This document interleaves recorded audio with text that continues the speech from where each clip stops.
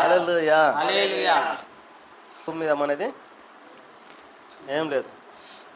మనం తిండే తిండి మనది, మనం తినే తిండి మనది కాదు, మనం ఉండే ఇల్లు మనది కాదు, మనం బ్రతుకుతున్న ఈ భూమి మనది కాదు, మనం వేసుకున్న బట్టలు మనవి కాదు, మనకు ఉన్నది ఏది మనది కాదు. ఆకాశం మనది కాదు, భూమి మనది కాదు, వెలుగు మనది కాదు, చీకటి మనది కాదు. మరి ఏంటిది మనది అంటే మనది ఏం లేదు. మరి మనం ఎట్లున్నాం ఏం లేకుండా అంటే మనల్ని ఫ్రీగా దేవుడు పుట్టించాడు. హల్లెలూయా. పుట్టించి ఇవన్నీ దేవునియే కానీ మీరు అనుభవించండి అని మనకిచ్చాడు. హల్లెలూయా. ఇవన్నీ దేవునియే, మన ఏం లేవు. కానీ లోకము, తెలివి తక్కువ లోకము, అర్థం కాని లోకము, అది నాది ఇది నాదాన్ని కొట్టుకొని చచ్చిపోతాను. నా జాగలకు నువ్వు రావద్దు, నీ జాగలకు నేను రావద్దు, ఇది నాది అది నీది అని కొట్టుకొని చచ్చిపోతాను. చచ్చిపోయినాక పట్టుకొని పోతారా? ఏం లేదు. బ్రతికున్నప్పుడు నాదాన్ని కొట్టుకుంటారు, చచ్చిపోయినాక ఎలా వచ్చారో అలాగనే వెళ్ళిపోవాలి. అందుకే ఈ పాట చాలా చక్కగా మంచి అర్థంతో కూడింది. నాకు అనేది ఈ లోకంలో ఏది లేదు. ఒకవేళ ఉన్నది అని అంటే ఇది నాది అని మనం అనుకుంటాం అంటే అది ఎవరిదట? దేవుంది. ఆరోగ్యంగా ఆకలి తీర్చుకొని సంతోషంగా బ్రతకండి అని దేవుడు నాది అనుకునే ప్రతి దాన్ని దేవుడు మనకిచ్చిండు. దేవుడు ఇవ్వకపోతే మనకు ఏం లేదు. బైబిల్లో ఒక ఆయన ఉంటాడు, చాలా ధనవంతుడు. ఎంత ధనవంతుడు అంటే చాలా ధనవంతుడు. చచ్చిపోయేంత వరకు ఎంత తిన్నా ఎంత తాగినా ఆయన ధనం కరిగిపోదట, అంత ధనవంతుడు.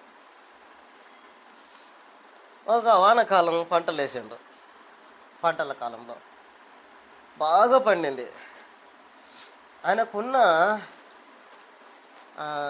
వాటిని మనం వెనకటి రోజుల్లో గుమ్మలు అనేది కదా, వాటిలో ధాన్యాలు పోసే వాటిని గుమ్మి అంతే కదా, రైటే కదా, గుమ్మిలు అనేటువంటి వాటిని ఉండేవి అన్నమాట.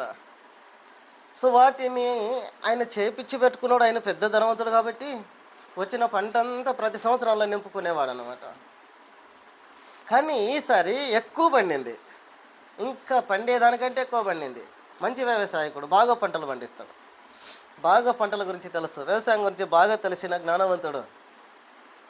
పంట ఎక్కువ పండింది, విపరీతం అయిపోయింది. ఏడదాయాలు దాచడానికి స్థలం లేదు, ఆయనకి చోటు లేదు. అప్పుడు ఏం చేశాడట అంటే పాత అన్నీ చెడగొట్టేసి మళ్ళీ అన్నీ కొత్తవి పెద్దవిగా ధాన్యం ఎంతో ధాన్యం వచ్చినా పట్టేటట్టుగా చేపించుకున్నాడట. చేపించుకొని వచ్చిన పంటనంతా వాటిలో నింపుకొని దాచిపెట్టుకున్నాడు. అంటూ దాన్ని మిత్తి అంటారు, ఏమంటారు కదా, మిత్తి లేచి పెట్టండి.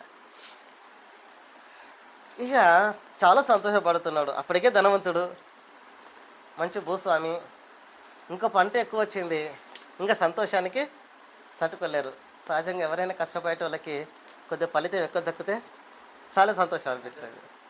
అది బిజినెస్లోనైనా, కూలి పనుల్లోనైనా, ఉద్యోగంలోనైనా, వ్యవసాయంలోనైనా వాళ్ళు చేసేదానికంటే వాళ్ళ కష్టానికంటే ఎప్పుడన్నా ఏదైనా సందర్భంలో ఎక్కువ లాభం వచ్చిందని అంటే చాలా సంతోషపడతా అంటారు. ఉదాహరణకు నాకు కూడా బిజినెస్ తెలుసు, నేను బిజినెస్ చేసిన వ్యక్తిని.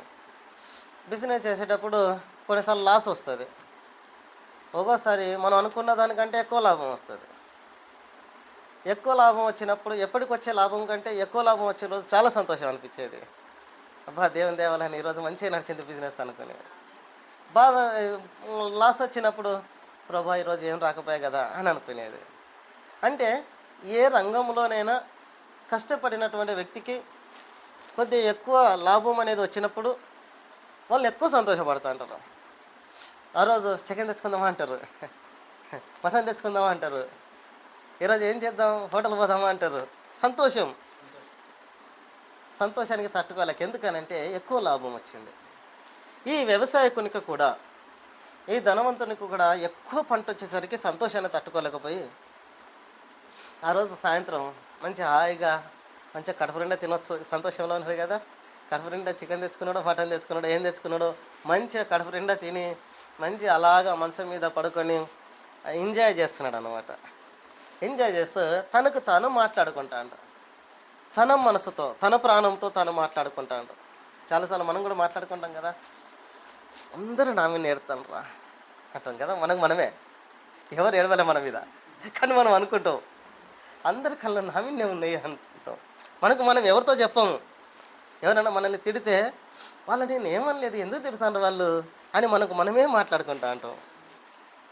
ఒకసారి స్టార్టింగ్లో నాకు సెల్ ఫోన్ అనేది తెలియనప్పుడు, అప్పుడు ఎవరో బాగా డబ్బులు ఉన్న వాళ్ళే వాడేది కదా సెల్ ఫోన్లు. నేను సెల్ ఫోన్ అనే సంగతి అప్పటిదాకా నేను వినలేదు, ఉండొచ్చు కానీ నేను వినలే. నేను ఫస్ట్ టైం సెల్ ఫోన్ చూస్తున్నా, కానీ సెల్ ఫోన్ అని నాకు తెలియదు. అప్పుడు చిన్న ఫోన్లు ఇట్లాంటివి ఉండే చిన్న డబ్బా ఫోన్లు. నేను ఒకరోజు స్కూల్ నుండి వెళ్తున్నా ఇంటికి, వెళ్తుంటే ఇట్లాగా ఒక ఆయన ఈ సెల్ ఫోన్ ఇట్లా పెట్టుకొని చెప్పు అనుకుంటూ పోతాడు. ఎవరికి వాళ్ళు మాట్లాడుకుంటే జనరల్గా మన పల్లెటూళ్ళలో ఏమనుకుంటాం, పిచ్చర్ లెక్క మాట్లాడుకుంటాను ఎందురా నీకు నువ్వే అనుకుంటాం కదా. ఇది మనకు అలవాటు అన్నమాట. ఎవరికి వాళ్ళే ఒకరు ఒంటరిగా మాట్లాడుకుంటే పిచ్చర్లు మాట్లాడుకుంటాను అని అనుకుంటాం అన్నమాట. సేమ్ నాకు తెలియదు సెల్ ఫోన్ అనే సంగతి. చెవు కాడ పెట్టుకొని ఇలా మాట్లాడుకుంటారు, రోడ్డు మీద పోతా అంటే నేను ఆయనను చూసి మెంటలోడు అనుకుంటానా. ఈయనకు పిచ్చిలేసినట్టు ఉన్నది. పిచ్చోళ్ళు ఎవరికి వాళ్ళే మాట్లాడుకుంటారు కదా, వాళ్ళు వేరే మనిషితో మాట్లాడారు, వాళ్ళకి వాళ్ళే మాట్లాడుకుంటారు. ఈయన కూడా పిచ్చోడు ఉన్నట్టు మంచి బట్టలు వేసుకున్నాడు, మంచి అంగి వేసుకున్నాడు, పాయింట్ వేసుకున్నాడు, మంచిగా తల దువ్వుకున్నాడు, ఇంత మంచిగా ఉన్నాడు, మంచి మనిషిలాగా ఉన్నాడు. పాపం మనిషి మంచిగానే ఉన్నాడు చూడడానికి, కానీ పిచ్చిలేసింది అని నాకు నేనే మనసులో బాధపడిన. కానీ అప్పటికి కూడా నాకు తెలియదు అది సెల్ ఫోన్ మాట్లాడుతాను అనే సంగతి. నేను పిచ్చోడుగా తనకు తానే మాట్లాడుకుంటాను అనుకుంటాను. ఆ తర్వాత కొద్ది రోజులు కలిసి నేను ఎవరిని కూడా అడగలే, ఎవరిని అడగలే. పాపం ఆయనకు పిచ్చిలేసింది, నేను ఒక్కడే మాట్లాడుకుంటూ పోతాను. నేను ఎవరితో చెప్పలే, చెప్తే వాళ్ళని తెలిసిన వాళ్ళు అట్లా కాదు ఇట్లా అని చెప్పుతారు కావచ్చు. నేను ఎవరికి చెప్పలే, నాకు నేనే బాధపడినా, దాన్ని మర్చిపోయినా, వదిలేసిన. ఆ తర్వాత ఇక నాకు తెలుస్తుంది సెల్ ఫోన్లు చెవకాడ పెట్టుకొని ఎక్కడున్న వాళ్ళతో అయినా మాట్లాడవచ్చట అని నాకు తెలుస్తున్నప్పుడు, అప్పుడు ఫోన్ ఎట్లుంటుంది అని అంటే ఇంకా ఆ తర్వాత నాకు కనబడింది ఫోన్ పోయి ఇది అని. అప్పుడు నాకు అర్థమైంది, అరే నేను తెలియకుండా ఆయన ఫోన్ మాట్లాడకుండా పోతా అంటే నేను పిచ్చోడు అనుకున్నా, మెంటల్ వచ్చింది అనుకున్నా. అంటే తెలియక కొన్నిసార్లు సంతోషంలో ఏం చేస్తామో అర్థం కాదు. తెలియకుండా మాట్లాడేటి, సంతోషంలో ఉన్నప్పుడు మాట్లాడేటి ఎవరికి అర్థం కావు. తెలియకుండా తెలివి తక్కువతనంగా చేసింది కూడా ఎవరికి అర్థం కాదు. మనం ఎందుకు చేస్తాను అన్నీ తెలిసి సంతోషాన్ని తట్టుకోలేక మనం ఏదైనా చేస్తే అది కూడా ఎవరికి అర్థం కాదు, మనకు కూడా అర్థం కాదు చాలాసార్లు. ఏంది అట్లా చేస్తున్నావు అని అంటే సంతోషం అది. ఈ వ్యవసాయకునికి కూడా ఇదే సంతోషం. ఆ సంతోషంలో పడుకొని తనకు తానే మాట్లాడుకుంటూ ఏమంటున్నానంటే, నా ప్రాణమా బాగా తిను, బాగా తాగు, బాగా సుఖపడు, నువ్వు సచ్చేంత వరకు నువ్వు ఎంత తిన్నా ఎంత తాగినా తరిగిపోనంత ధాన్యాన్ని నేను నీ కొరకు సమకూర్చిపెట్టిన. ఆ సంతోషంలో తాను ఏం మాట్లాడుతుండో అర్థమవుతలేదు. సంతోషాన్ని తట్టుకోలేక విపరీతంగా మాట్లాడేస్తున్నాడు, హద్దు మీరి మాట్లాడేస్తున్నాడు. ఎంజాయ్ లైఫ్, ఇంకా ఎంత తింటే ఎంత తాగితే అంత ఎంజాయ్ అనేలాగా తాను జీవితంతో తనకు తాను మాట్లాడుకుంటాడు. అంటే ఎంజాయ్ చేయాలంటే బాగా తినాలి, ఏది నచ్చితే అది తినాలి, ఎంత తినాలనిపిస్తే అంత తినాలి, ఏం తినాలనిపిస్తే అది తినాలి. ఎందుకనంటే ఎంజాయ్. ఏది తాగాలనిపిస్తే అది తాగాలి, అది మంచిదో చెడ్డదో, అది ఆరోగ్యానికి మంచిదా ఆరోగ్యాన్ని పాడు చేసేదా ఏది అర్థం కాదు. ఏంది అనంటే ఎంజాయ్ లైఫ్ రా అంటారు. ఎంజాయ్. తాను కూడా అలాగనే ఎంజాయ్గా తన ప్రాణంతో తాను మాట్లాడుకుంటాడు.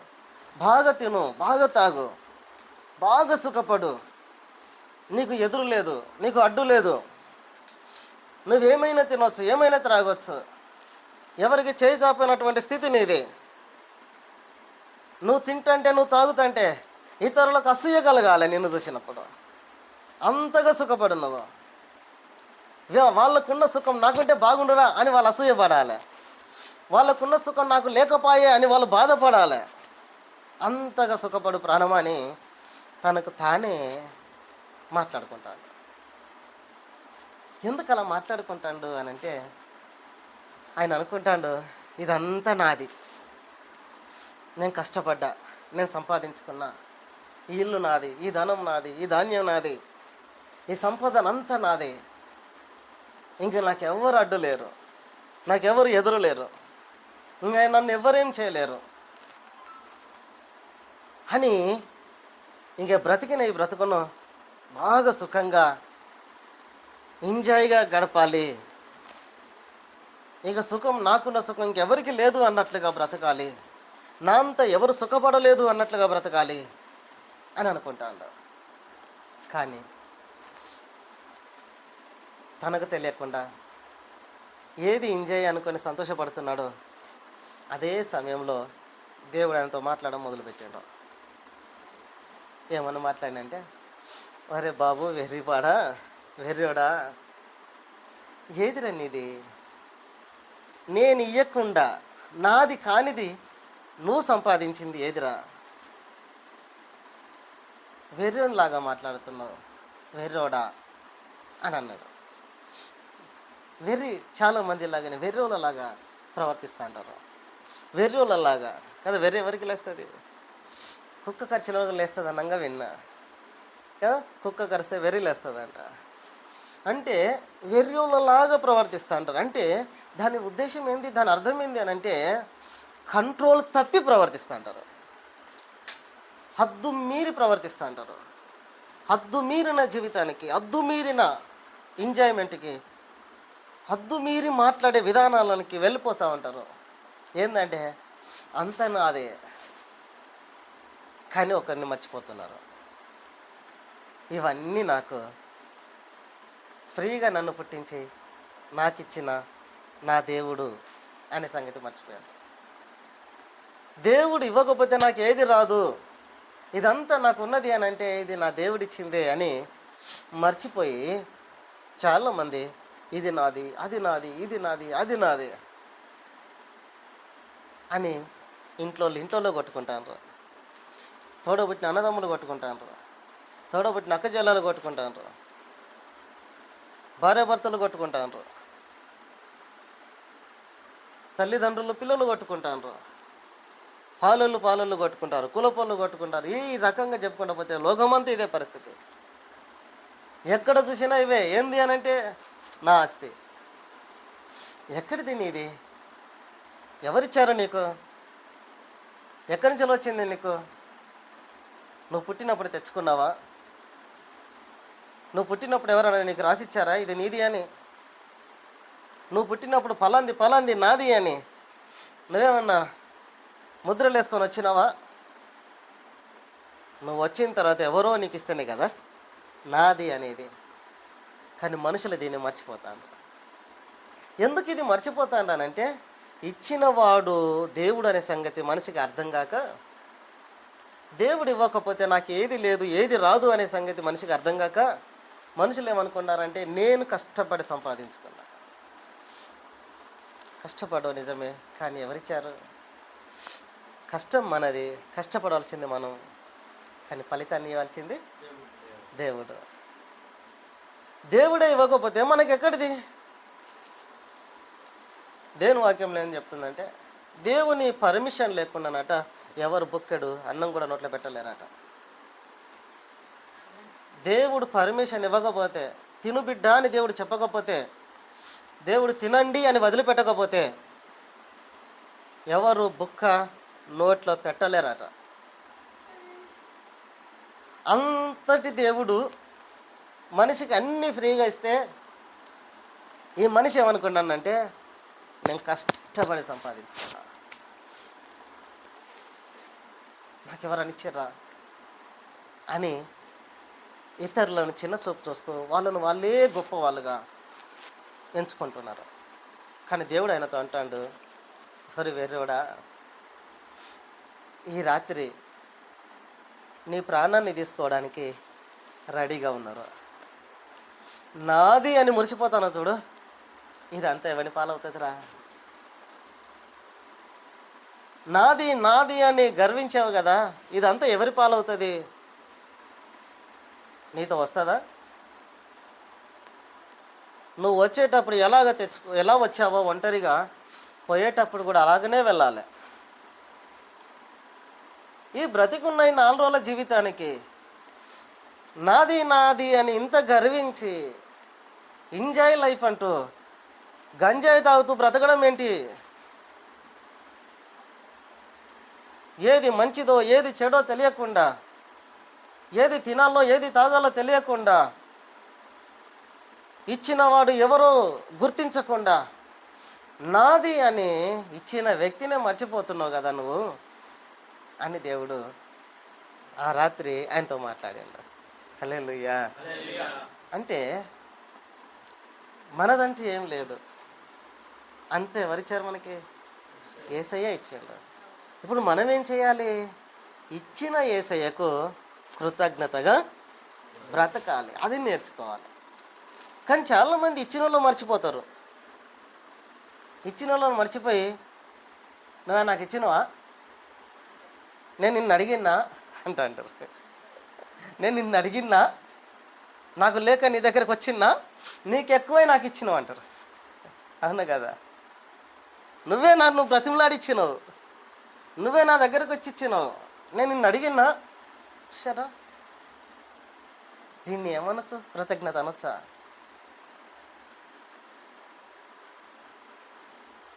అందుకే మనకి ఇచ్చినటువంటి వ్యక్తి ఎవరో ఆ వ్యక్తిని మర్చిపోవద్దు, ఆయనను గుర్తుపెట్టుకోవాలి.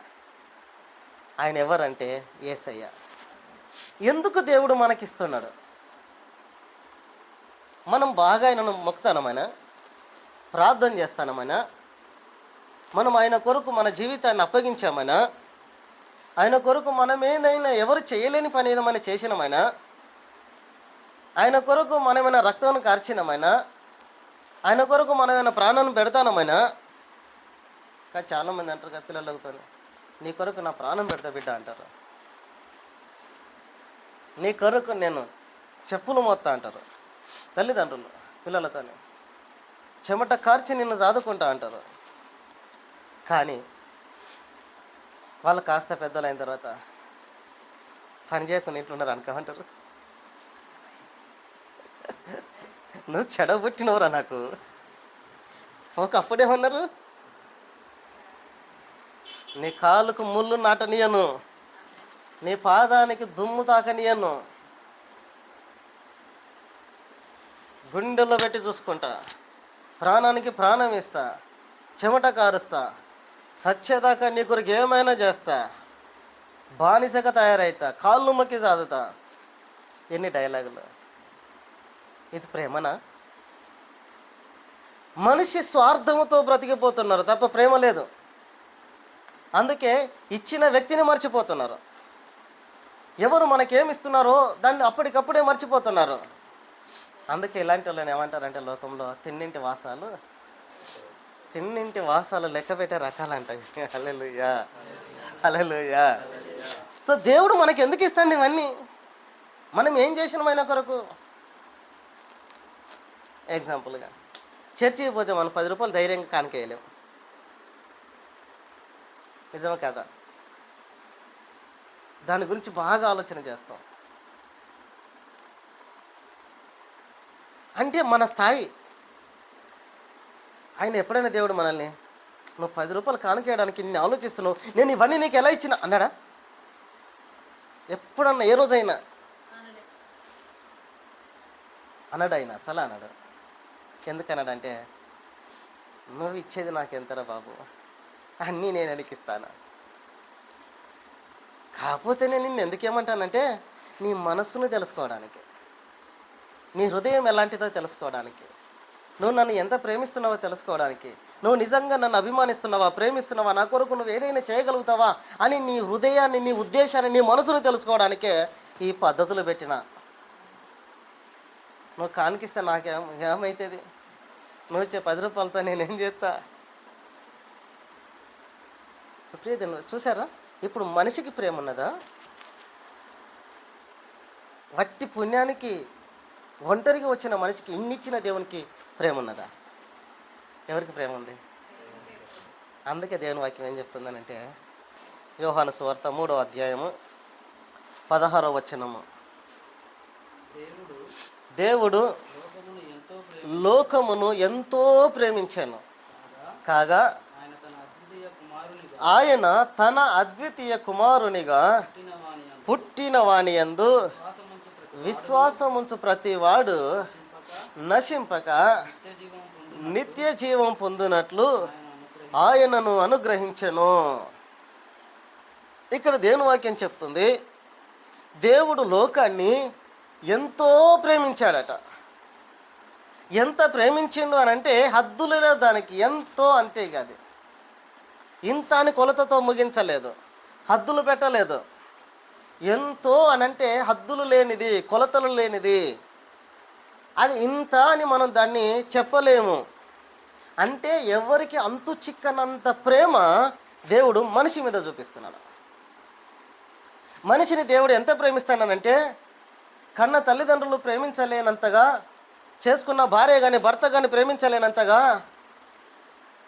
పుట్టిన పిల్లలు ప్రేమించలేనంతగా, తోడబుట్టినోళ్ళు ప్రేమించలేనంతగా, ఇంటోళ్ళు బయటోళ్ళు పాలోళ్ళు కులపోళ్ళు ఎవరు కూడా ప్రేమించలేనంతగా, ఎవరు చూపలేని ప్రేమ, ఎక్కడ దొరకలేని ప్రేమ, అది ఎక్కడ కనబడినటువంటి విచిత్రమైన వింతైన ప్రేమ, అది కేవలం దేవుని దగ్గర మాత్రమే ఉంటుంది. ఇంత ప్రేమ ఇది. యేసయ్య కనుక వచ్చి నాలాగా నిన్ను ప్రేమించడం ఎవరంటే చూపెట్టు బిడ్డ అని అంటే మనం ఎవరిని చూపెట్టలేము. కానీ మనం ఏమనుకున్నది తెలుసా, నా భార్య అంటే నాకు మస్తు ప్రేమ, నా భర్త అంటే నాకు మస్తు ప్రేమ, నాకు మా అమ్మ లేని ఉండను, మా నాన్న లేని ఉండను, మా అన్న లేని అసలేని ఉండను, మా తమ్ముడు లేని, మా అక్క లేని, మా చెల్లెలు, అబ్బో నా పెద్ద బిడ్డ అంటే నాకు మస్తు ప్రేమ, నా చిన్న కొడుకు అంటే నాకు మస్తు ప్రేమ. ఇలాగ ఎన్ని చెప్పుకుంటాం మనం. కానీ యేసయ్య వచ్చి, నా అంత నిన్ను ఎవరైనా ప్రేమించేటోళ్ళు ఉంటే ఒకసారి తీసుకురా బిడ్డ, వాళ్ళ ప్రేమను నా ప్రేమను ఒకసారి కొలత ఇద్దామా అని అంటే ఎవరన్నా వస్తారా? పోనీ ఎవరి సంగతి తర్వాత, మనకున్నదా ప్రేమ? మనం ఎవరినైనా మనస్ఫూర్తిగా ప్రేమిస్తామా? కన్నబిడ్డలను, మనం కన్నబిడ్డలనే, మనం కన్నబిడ్డలను మనస్ఫూర్తిగా ప్రేమిస్తామా? మనల్ని కన్నా మన తల్లిదండ్రులను మనస్ఫూర్తిగా ప్రేమిస్తామా? మన తోడబుట్టిన అన్నదమ్ములను అక్కచెల్లెలను మనస్ఫూర్తిగా ప్రేమిస్తామా? నా వాళ్ళు అనుకునేవారు, మనకు సహాయం చేసేవారిని మనం ఎవరినైనా మనస్ఫూర్తిగా ప్రేమిస్తామా? ఎవరిని ప్రేమించలేము. మనం ఎవరిని ప్రేమించలేము, మనల్ని ప్రేమించే వాళ్ళు ఎవరు లేరు. ఎక్కడ లేని, ఎవరిలో లేని, మనలో కూడా లేని ప్రేమ, ప్రేమ లేని మన మీద. ప్రేమ లేదనంటే ఏమన్నట్టు మన అర్థం? స్వార్థం. ప్రేమ లేని కాడ ఏముంటుంది? స్వార్థం. లోకంలో సామెత ఉంటాయిగా, మా ఇంటికి వచ్చి నువ్వేం తెస్తావు, మీ ఇంటికి వస్తే నాకేమిస్తావు. హల్లెలూయా. అంటే మా ఇంటికి వచ్చినా నువ్వే తేవాలే, మీ ఇంటికి వచ్చినా నువ్వే ఇవ్వాలి. మరి నువ్వేమిస్తావు? ఇస్తే తీసుకుంటా అంతే. అంటే మనిషి ఇలాగ తయారైపోయాడు. ప్రేమ లేదు, ప్రేమ లేదు, స్వార్థం పెరిగింది. ప్రేమ ఎందుకు లేదు అని అంటే స్వార్థం పెరిగింది కాబట్టి ప్రేమ లేదు. ప్రేమ లేని స్వార్థపరులమైన మన మీద దేవుడు ఎంత ప్రేమ చూపిస్తానో చూడండి. మనకి ఏం చూసి ఆయుష్నిచ్చిండు? మనకంటే చిన్నోళ్ళు ఎంతమంది చచ్చిపోతలేరు? మనకంటే చిన్న వయసు వాళ్ళు, మన కళ్ళ ముందు పుట్టిన వాళ్ళు ఎంతోమంది చచ్చిపోతాంటే మరి మనం ఎందుకు బ్రతుకుతాను? మన తినే తిండి వాళ్ళని బ్రతుకుతానమా? మనల్ని ఎవరైనా కాపాడుతుంటే బ్రతుకుతానమా? వేరెవరన్నా మనకు తోడుగా ఉండి మన వెంట ఉండి మనల్ని కాపాడుతూ బ్రతికిస్తానరా, సావు నీ మీదికి రావద్దు అని ఎలా బ్రతుకుతున్నాం? ఇది దేవుని ప్రేమ. ఫ్రీగా ఉచితంగా బ్రతుకు బిడ్డ అని ఆయుషనిచ్చేసిండ్రు.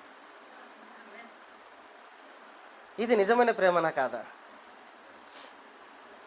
అదే మన కన్న పిల్లలకే మనం అన్నం పెడితే ఎట్లా పెడతాం తెలుసా? నువ్వు నన్ను రేపు మంచిగా చూసుకోవాలే, మన స్వార్థం ఇదే. అదే దేవుని స్వార్థం అట్లుందా? నన్ను మంచిగా చూసుకోవడానికి నీకు ఆయుష్నిస్తానని ఎప్పుడన్నా అన్నాడా మనతోని?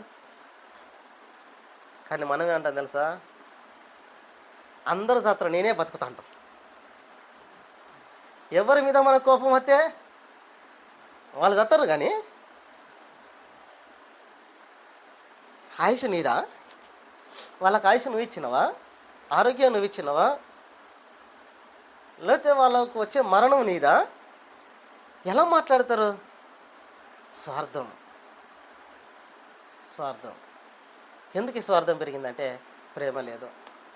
అందుకే అన్నీ నాయ అంటారు, అంతా నాదే అంటారు, అంతా నాదే.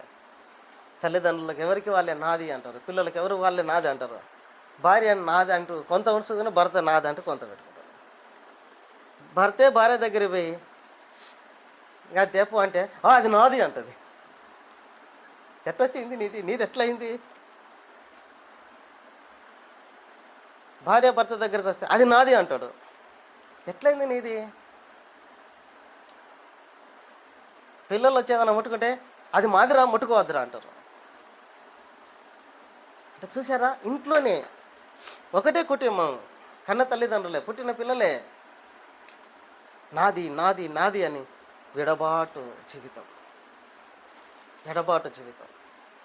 ఒకే ఇంట్లో ఉంటూ కూడా ఎడబాటుగా జీవించే జీవితాలు ఎందుకు ఇలాగ తయారైనాయి అంటే ప్రేమ లేదు, స్వార్థం.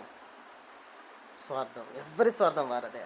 కానీ ఏసే చూడండి, ఏమాత్రం స్వార్థం చూపట్లే. మనకు ఆకలి అయితే అందని మనం అడగలేదు ఆయనను. మీకు ఆకలి కావద్దు, ఆకలి తెలియద్దు, మీకు కడుపు నిండా తినాలి అని మనం అడగకుండానే వర్షాన్ని కురిపిస్తుండు, అడగకుండానే భూమి నుంచి పంటను పండిస్తాడు, అడగకుండానే చెట్లను పుట్టించుండు, అడగకుండానే పండ్లను పుట్టించండు. నీకు ఏది నచ్చితే అది తిను, ఏది మంచిది అనిపిస్తే అది తిను, సంతోషంగా బ్రతుకు. అయితే ఒకటి, ఇచ్చినోని మర్చిపోకు. అన్నీ నీయే. నేను మళ్ళీ తిరిగి నిన్ను అడగడానికి నీలాగా నేను ఫ్రీగా ఇస్తే తీసుకునే వ్యక్తిని కాదు, ఎవరిస్తారని ఎదురు చూసే వ్యక్తిని కాదు. అన్నీ నేనే అడగకుండానే మీకు ఇస్తాను. అయితే మీరేం చేయాలి? ఇచ్చిన వ్యక్తిని, నిన్ను పుట్టించిన వ్యక్తిని, నీకు ఊపిరి పోసిన వ్యక్తిని, నీకు ఆయుష్నిచ్చిన వ్యక్తిని, నీకు ఆరోగ్యాన్ని ఇచ్చే వ్యక్తిని నువ్వు మర్చిపోకుండా కృతజ్ఞతగా బ్రతకాల. ఇది ప్రేమ. అందుకే దేవుని వాక్యం చెప్తుంది, ఆయన లోకమును ఎంత అని అడిగితే మనం ఏం చెప్పలేము. కానీ మన పిల్లల విషయంలో మనం చెప్పొచ్చు. నీ కొడుకు నువ్వు ఎంత ప్రేమిస్తున్నావంటే, ఏదో వాడిని పెరిగితే పెద్దోడైనాక నన్ను చూసుకుంటున్నా తలగొరువు పడతాడు కాబట్టి అంటాం. హద్దు అది.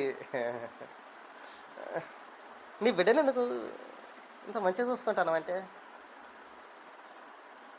రేపటి కాలంలో వాళ్ళు కాకపోతే ఎవరు, నాకు కొడుకు కాదంటే నేను పోయేది బిడ్డ కాడికే కదా. కాబట్టి బిడ్డను మంచిగా చూసుకోవాలి, అందుకే చేస్తాను. చూసారా ప్రేమ? ఇది మనిషి ప్రేమ అనుకునే స్వార్థం.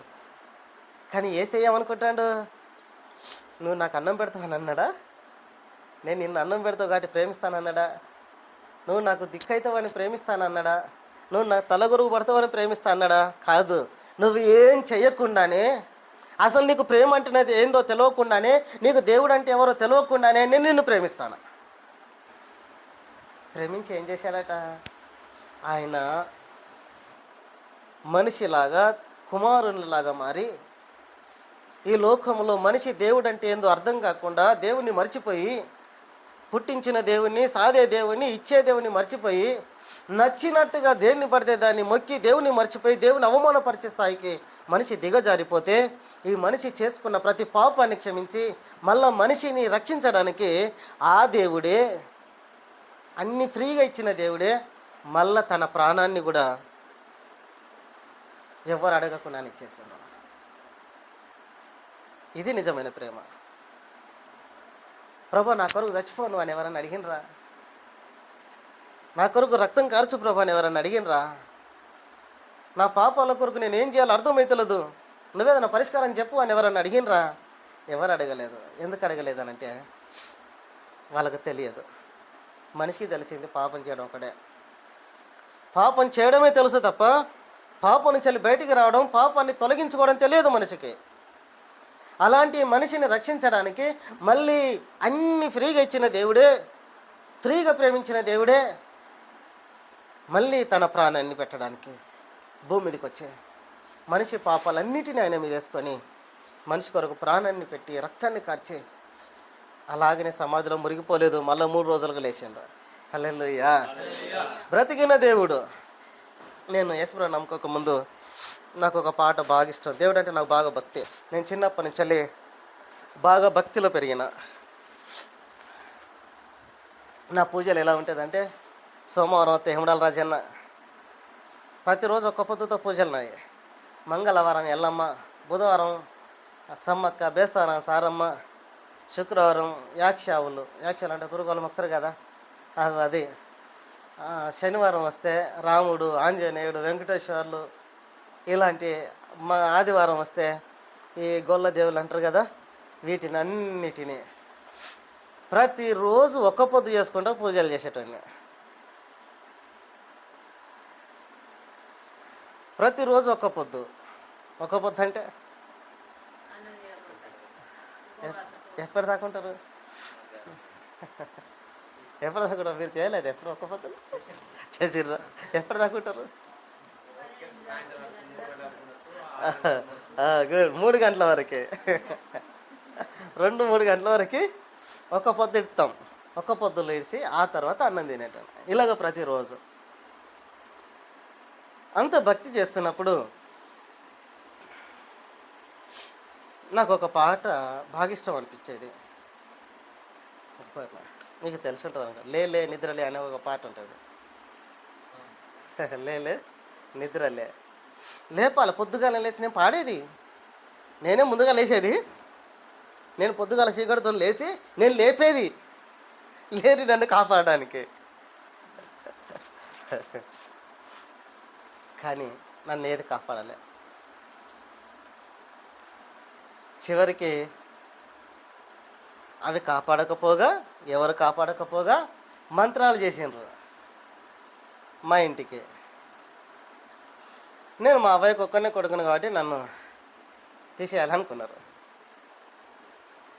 అనుకొని బాగా మంత్రాలు చేసిండ్రు. చాలా అవస్థలు పడ్డారు, చాలా డబ్బులు ఖర్చు పెట్టి నన్ను బాగు చేయించుకోవడానికి. ఇన్ని పూజలు చేసినా ఏది కాపాడతలేదు, ఏదొస్తలేదు. అన్ని అవస్థలు పడ్డా ఏదొస్తలేదు. మా అమ్మకు కోరేలు పూనకం ఉంది. మా నాన్న పీరిమలు ఎత్తుకొని తిరుగుతాడు, ఆయనకు ఆ పూనకం. మా మా అమ్మమ్మకు సారమ్మ పూనకం, మా తాతకు కోరెల్లి పూనకం.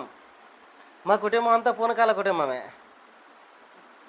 చాలా భయంకరమైన భక్తి. ఇలాంటి కుటుంబంలో పుట్టినోన్ని. కానీ మాకే మంత్రాలు, ఆ మంత్రాలు భయంకరంగా చేసి చాలా విచిత్రంగా చిత్రహింసలు పెట్టారు. దయ్యాలతోనే చాలా చిత్రహింసలు. అప్పుడు ఎవ్వరు కాపాడలేదు. మా అమ్మ పూనకం చెప్పినా ఏం ప్రయోజనం? ఏమైతలేదు. మా నాన్న పూనకం చెప్పిన ఏం ప్రయోజనం? ఏమైతలేదు. నేను మొక్కని దేవుడు, నేను తలవని దేవుడు, నేను నమ్మని దేవుడు ఒకరోజు నా దగ్గరకు వచ్చాడు.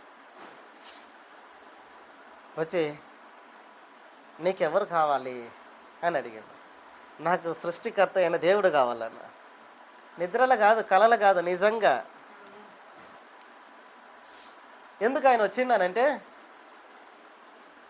నేను ఈ అవస్థతో బాగా బాధపడతాను. అన్నం తింటలేను, నీళ్ళు తాగబుద్ధి అవుతలేదు, అన్నం తినబుద్ధి అవుతలేదు, సన్నగా అయిపోయినా, కట్టెపుల్లలాగా, గడ్డిపొసలాగా, టాయిపులు అయిపోయినా. నాకు అర్థమవుతుంది ఇక నేను చచ్చిపోతా అని. ఎవరితో వాళ్ళకి అర్థమవుతుంది కదా. నాకు అర్థమవుతుంది నేను చచ్చిపోతా అని. అలా నేను అవస్థ పడబట్టి 3 సంవత్సరాలు అన్నం లేకుండా, నీళ్ళు లేకుండా, చాలా భయంకరమైన పరిస్థితి. ఎలా ఉండేదనంటే, నేను ఇలాగ కూర్చున్నాను అనుకో, నా చుట్టూ గజ్జల చప్పుడుతో డ్యాన్స్ చేసుకుంటా, గజ్జలు కట్టుకుని డ్యాన్స్ చేస్తారు కదా డప్పులు కొట్టేటోళ్ళు, అలాగా నా చుట్టూ ఎగిరినట్టుగా సౌండ్ వినపడేది నాకు. నిద్రలో కాదు, నిజంగానే. వెనక నుంచి ఏదో గుంపు నా వెనకాల నడుచుకుంటూ వచ్చినట్టుగా వచ్చి నన్ను పిలిచేది పేరు పెట్టి. ముందు ఎవరో ఉన్నట్టుగా నా పేరు పెట్టి పిలిచేది. నేను రోడ్డు మీద ఉంటే ఆగు నేను కూడా వస్తాను నీతోని, ఒక్కడే పోతాను అని పిలిచేది. ఎట్లుంటుంది అట్లా అయితే? ఇది కళ కాదు, నిద్రపోయినాక జరిగేది కాదు, కళ్ళు తెరిచి చూస్తుంటే జరిగేది. అలాంటి భయంకరమైన పరిస్థితుల్లో ఇక నాకు బ్రతకడానికంటే చావడమే మంచిగా అనిపించింది. నైట్లో పడుకున్నాక ఇలాగ మంచాల పడుకుంటప్పుడు నేను ఒక్కనే, నేను పడుకొని కళ్ళు మూస్తే నా ప్రక్కన ఇంకొక మనిషి ఉన్నట్టు నాకు తగులుతారు.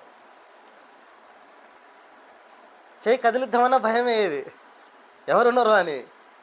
కళ్ళు తెరిచి చూస్తే ఎవరు ఉండరు, కళ్ళు మూస్తే మనిషిలాగా తగులుతుంది. ఏముంది ఇప్పుడు ఎవరితో నేను ఇలాగ అని చెప్పుకుంటే ఏమంటారు? మంచి ఆరోగ్యంగా ఉన్నాడు అంటారా? మెంటల్ లేచింది అంటారు. వెనకాల జరిగేది ఎవరికి తెలియదు.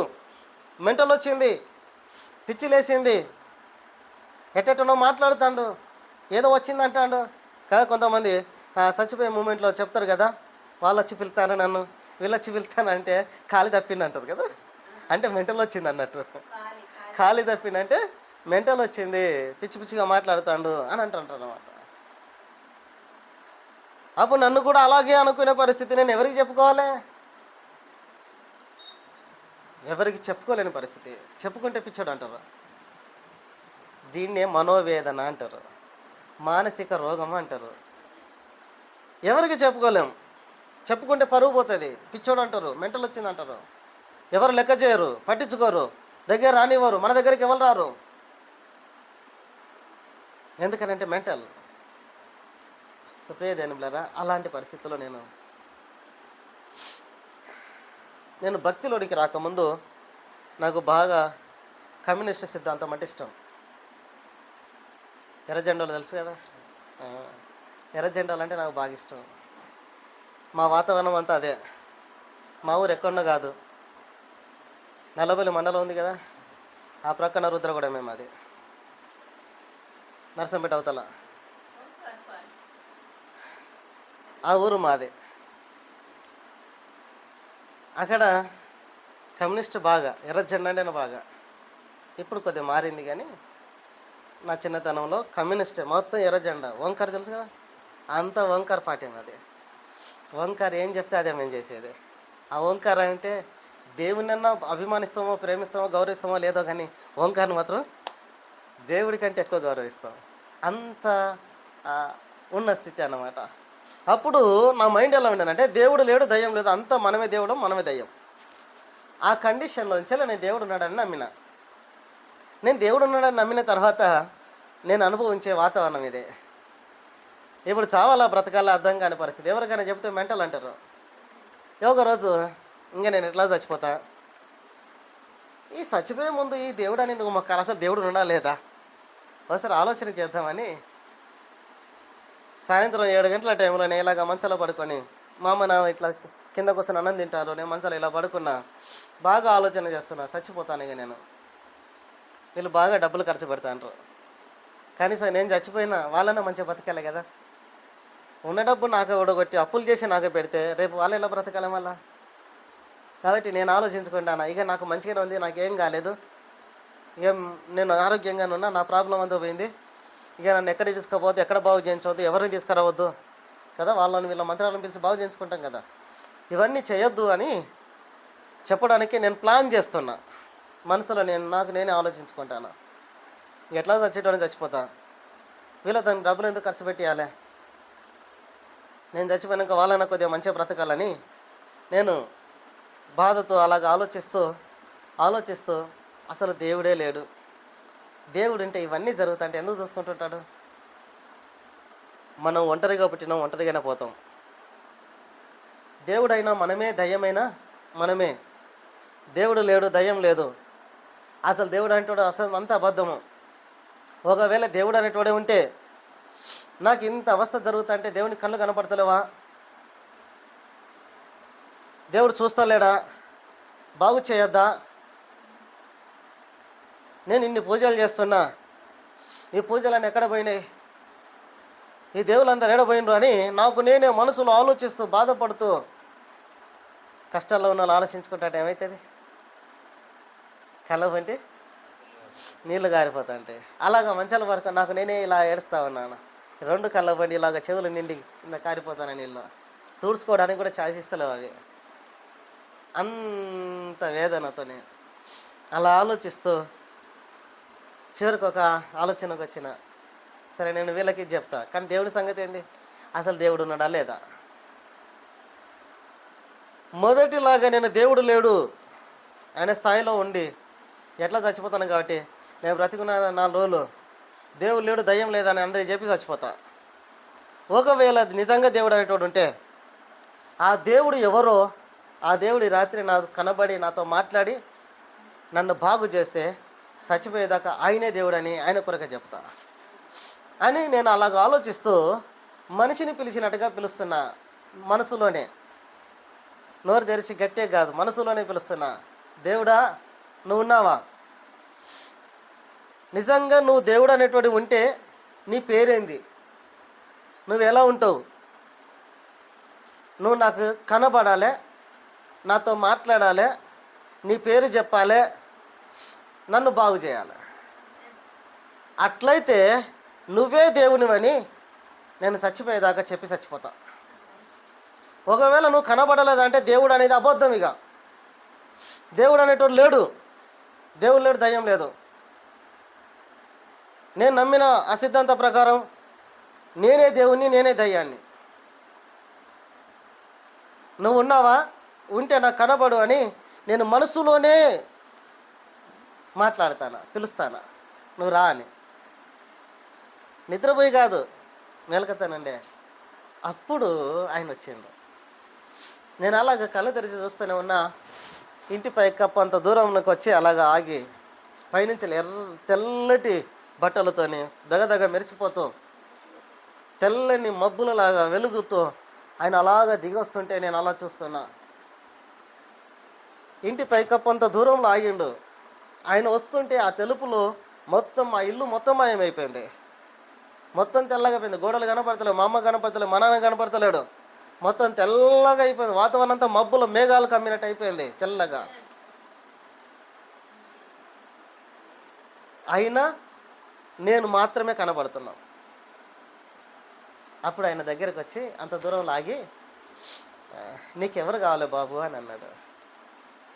అప్పుడు నేనన్నా, నాకు దేవుడు కావాలి అని చెప్పాను. అప్పుడు ఆయన ఏ దేవుడు కావాలి, నాకు అర్థం కాలేదు, ఏ దేవుడు అనాలి, నేను చాలా ఉన్నాయి కదా, ఏది అనాలే అని నేను ఆలోచిస్తుంటే మళ్ళీ ఆయనే నన్ను అడిగిండు, నీకు ప్రపంచమంతటిని సృష్టించిన దేవుడు కావాలా, ప్రపంచం తయారు చేసుకున్న దేవుడు కావాలని అడిగిండు.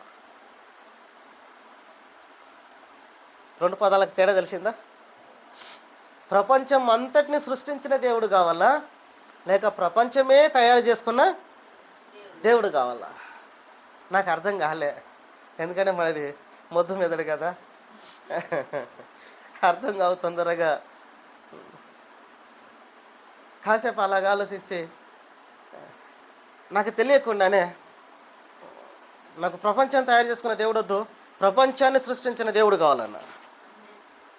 అప్పుడు ఆయన అన్నాడు, నిజంగానా అంటే నిజంగానా, ఒకవేళ ఆ దేవుడే నీకు తెలిస్తే నువ్వేం చేస్తావు అన్న. తెలవడం కాదు, ఆయన పేరు చెప్పాలి, ఆయన నాకు కనబడాలి, నాతో మాట్లాడాలి, నన్ను బాగు చేయాలి. అట్లయితే నేను దేవుడు, లేకపోతే కాదన్న. ఒకవేళ అట్లా చేస్తే ఏం చేస్తావు అన్నాడు.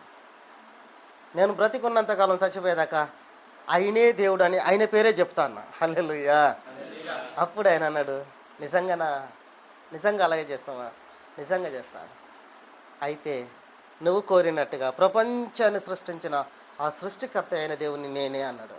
హల్లెలూయా అని. ఇక నాకు ఏం అడగాలో అర్థమవుతలేదు ఇక అని. నా పేరు యేసు ప్రభు, నేను ప్రపంచాన్ని సృష్టించిన దేవుణ్ణి, నువ్వు నిజంగా నన్ను నమ్ము, నన్ను నమ్మితే నువ్వు చావవు, నువ్వు బ్రతుకుతావు అన్నాడు. మాయమైండు. హల్లెలూయా. సో ప్రియ దేవులారా, 3 సంవత్సరాల నుంచి మంత్రగాల చుట్టూ తిరిగి అవస్థలు పడి బాగు చేయించుకోవడానికి లక్షల డబ్బులు ఖర్చులు పెట్టి అవస్థలు పడినటువంటి, ప్రాణాలు కాపాడుకోలేనటువంటి పరిస్థితుల్లోంచి వెళ్ళి ఆ రాత్రే యేసే ప్రభు దేవుడే అని నమ్మి హృదయంలోనికి ఆయనను చేర్చుకున్నా. కానీ పూర్తిగా నమ్మలే. ఎందుకంటే నాకు ఎట్లా నమ్మాలో తెలియదు కదా. మా ఊళ్ళో చర్చ లేదు, నాకు పాస్టర్ అంటే తెలియదు, చర్చ అంటే తెలియదు, బైబిల్ అంటే తెలియదు, వాక్యం అంటే తెలియదు, ప్రార్థన అంటే తెలియదు. ఏం తెలియకుండా ఎట్లా నమ్ముతావు పూర్తిగా? కానీ నమ్మనట్టుగా మాత్రం, ప్రభా నువ్వు దేవుడు అని చెప్పినావు కదా, నన్ను బాగు చేయనుకుంటాను రోజు. అదే సమయంలో పూజలు మాత్రం బంద్ చేయలే. పూజలు నడుతూనే ఉన్నాయి. మా పూజకు ఒక రూమే ఉంటుంది, చిన్నవాడిది. ఆ రూమ్లో ఈయన బొమ్మ ఎట్లుంటే తెలియదు కదా నాకు, ఈయన ఫోటో ఎట్లుంటే తెలియదు. కాబట్టి గోడకు ఒక ప్లేసును కేటాయించి దానికి గీత గీసిపెట్టిన, ఇది నాతో మాట్లాడిన యేసుప్రభు దేవుడు అని. హల్లెలూయా. అన్నిటికీ ఊదుపుల్లలు పుట్టిస్తూ ఈ గీత కాడికి వచ్చి ఊదుపుల్ల పెట్టేది, డబ్బా లెక్క గీత గీసే. అన్ని కొబ్బరికాయలు కొట్టుకుంటూ వచ్చి ఈడికి వచ్చి ఒక కొబ్బరికాయ కొట్టేది. అన్నిటికీ గంట కొట్టుకుంటూ వచ్చి ఈడికి వచ్చి ఒక గంట కట్టేది. ఎందుకు తెలుసా? నేను ఏమనుకున్నానంటే, ఈయన కొత్తగా నేర్చిన దేవుడు. మనకు నేర్పినవి అవే కదా, మనం నేర్చుకునేవి అవే. ఏదైనా కొత్త పేరు వినబడ్డదంటే కొత్త దేవుడు కొత్తగా నేర్చిందంటాం. నాకు అదే ఆలోచన వచ్చేసి, ఈయన ఎక్కడ కొత్తగా నేర్చిన దేవుడు ఉన్నట్టున్నది, కాబట్టి ఈయన గుడి ఎక్కడో తెలుసుకోవాలి, ఈయన గుడికి నేను పోవాలి, ఎంటుకలు ఇవ్వాలి, బడుగుని చేయించుకోవాలి అని అలా చాలా ఆతృత పడేది. కానీ నాకు దొరకలే. ఎక్కడ నేర్చిందో తెలుస్తలేదు, ఎవరు చెప్తలేరు. అలాగ కొద్ది కాలం అలా పూజలు నడిచినాయి. కానీ దేవుడు నాకు కనబడిన ఆ రాత్రి నుంచి వెళ్ళి 15 రోజులు నేను లెక్క పెట్టుకున్నా, ఎన్ని రోజులు బాగుపడుతున్నాని. 15 రోజుల వరకు 3 సంవత్సరాల నుంచి అలా అవస్థ పడిన మంత్రశక్తుల ఆ అవస్థ నుంచి వెళ్ళి 15 రోజుల్లోనే బాగుపడ్డా. హల్లెలూయా. ఇది దేవుని ప్రేమ అంటే.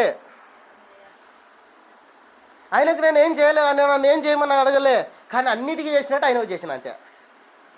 అన్ని బొమ్మలకు కొబ్బరిగా కొట్టినట్టుగా దీనికి కొబ్బరిగా కొట్టిన, అన్ని బొమ్మలకు ఊదు పుల్లలు పెట్టినట్టుగా దీనికి ఊదు పుల్లలు పెట్టిన, అన్ని బొమ్మలకు ఇట్లా మొక్కి దండం పెట్టి ఇట్లా చెంపలు వేసుకున్నట్టు వీడికి కూడా వచ్చి దండం పెట్టి చెంపలు వేసుకున్నా, అన్నిటికీ గంట కొట్టినట్టుగా వీడికి వచ్చి గంట కొట్టిన.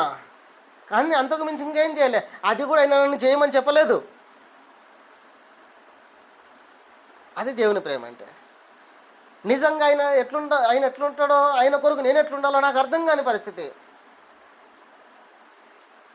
ఎలా మొక్కాలో తెలియదు, ఎలా ప్రార్థన చేయాలో తెలియదు, ఏం తెలియకపోయినా 15 రోజుల్లోనే బాగు చేసిన దేవుడు అంటే ఇది ప్రేమ కాదా? ఆయన నా దగ్గర ఏం ఆశించి చేసి ఉంటాడు? సత్యం నా సాగు నేను చేసిన, ఆయనకేం అవసరమా? అంటే ఆయనకు అవసరమే. ఎందుకనంటే ఆయన పుట్టించిన మనిషిని కాబట్టి. అందుకే దేవుడు మనకు అన్ని ఇస్తాడు, అందుకే దేవుడు మనకు ఆరోగ్యాన్ని ఇస్తాడు. కానీ మనం ఏం చేస్తున్నాం? ఆ దేవుడు నా దేవుడు కాదు, ఈ దేవుడు నా దేవుడు కావటం. మరి ఎవరి దేవుడు? నిన్ను పుట్టించిన దేవుడు నీ దేవుడు కాకపోతే ఎవరి దేవుడు అవుతాడు? నీకు ప్రాణం పోసిన దేవుడు నీ దేవుడు కాకపోతే ఎవరి దేవుడు అవుతాడు? నీకు ఆయుష్నిచ్చిన దేవుడు నీ దేవుడు కాకపోతే ఎవరి దేవుడు అవుతాడు? చావు బ్రతుకుల్లోంచి కాపాడే నీ దేవుడు కాకపోతే ఎవరి దేవుడు అవుతాడు? అబ్బో మా దేవుడు కాదండి, మేము నమ్మమండి, మాకు లేదు, మాకు ఆ దేవుడు లేదు. ఉండడం ఏంది? ఆయన మన దేవుడు, మనల్ని పుట్టించిన దేవుడు.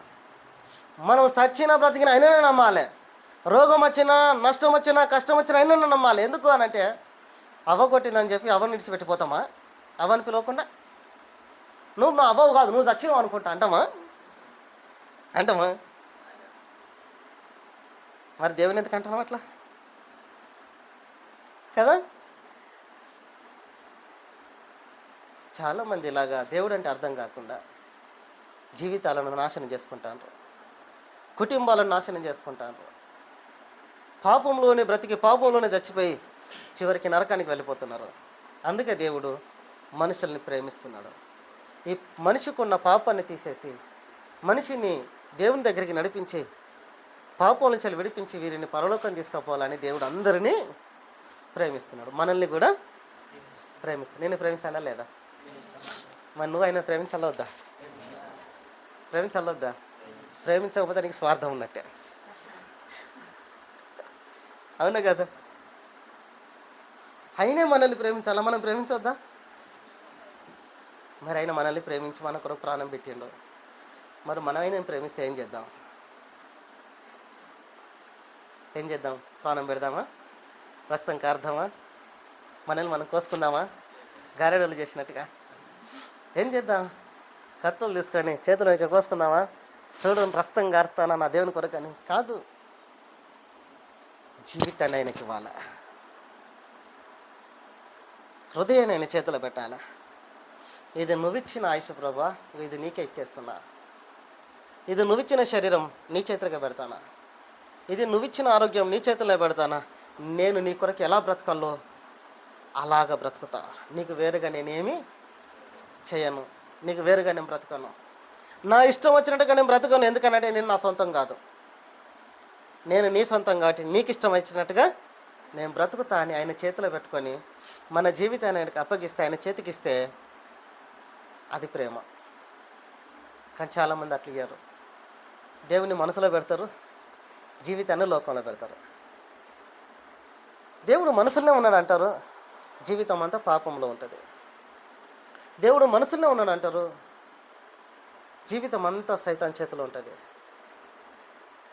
దేవుడు మనసులోనే ఉన్నాడు అంటారు, జీవితం అంతా మరణానికి ఇస్తారు. అట్లా బోధ సత్వం అని అంటే సత్యమితి అంటారు. కానీ చావడానికి దేవుడు ప్రేమించేది. అందుకే మనం మన ఇష్టం వచ్చినట్టు బ్రతుకుతే ఇట్లా ఉంటుంది బ్రతుకు. ఆయన చేతిలో పెడితే కృతజ్ఞులుగా బ్రతుకుతాం, ప్రేమగల్లులుగా బ్రతుకుతాం. అందుకే యేసే మనల్ని ప్రేమిస్తాడు. యేసే ఎక్కడుండాలి? మనసులో కాదు, జీవితంలో ఉండాలి. యేసే ఎక్కడుండాలి? మనసులో కాదు, శరీరంలో ఉండాలి. యేసే ఎక్కడుండాలి? మనసులో మాత్రమే కాదు, మన ఆస్తిలో కూడా ఉండాలి. నాది అనుకునే ప్రతి దానిలో యేసయ్యకు అధికారం ఇవ్వాలి. ఇది నీది ప్రభువా, నాది లేదు, నువ్వు ఇచ్చినవు నాకు వచ్చింది అంతే. ఇది నీకే మహిమకరంగా ఎట్లుండాలో అలాగా నువ్వు తయారు చేయి అని ఆయన చేతికి మనం ఇస్తే మనకెదురు ఇంకెవరు ఉండరు. ఇక హల్లెలూయా. ఎందుకు? మనం ఆయన ప్రేమలో ఉన్నాం కాబట్టి ఇంకా మనకి ఎదురు ఏది నిలవలేదు, ఎదురు రాలేదు, వచ్చినది ఉండదు. అయితే మనం చేయాల్సింది ఏంటంటే దేవుని ప్రేమను మనం నిజంగా అర్థం చేసుకొని ఆయనను మనం నిజంగా ప్రేమించాలి. నా శరీరం అయినది, నా మనసు అయినది, నా ఊపిరి అయినది, నా ప్రాణం అయినది, నా ఆరోగ్యం అయినది, నేను తినే తిండి అయినది, నాకున్న పైస అయినది, నేనే ఆయన సొంతం, నాదంటూ భూమి మీద ఏమీ లేదు అని మనం నిజంగా అర్థం చేసుకొని ఆయనకు మన జీవితాన్ని ఇచ్చి ఆయన నిజంగా మనం ప్రేమించి, ప్రభువా నీ కొరకే బ్రతుకుతా, నేను నీకేమి ఇవ్వలేను కానీ నా బ్రతుకుని నీకు ఇస్తున్నా, నీ కొరకు ఎట్లా బ్రతుకమంటే అట్లా బ్రతుకుతా అని మనం నిజంగా ఆయన చేతులకు వెళ్తే అదే ప్రేమ.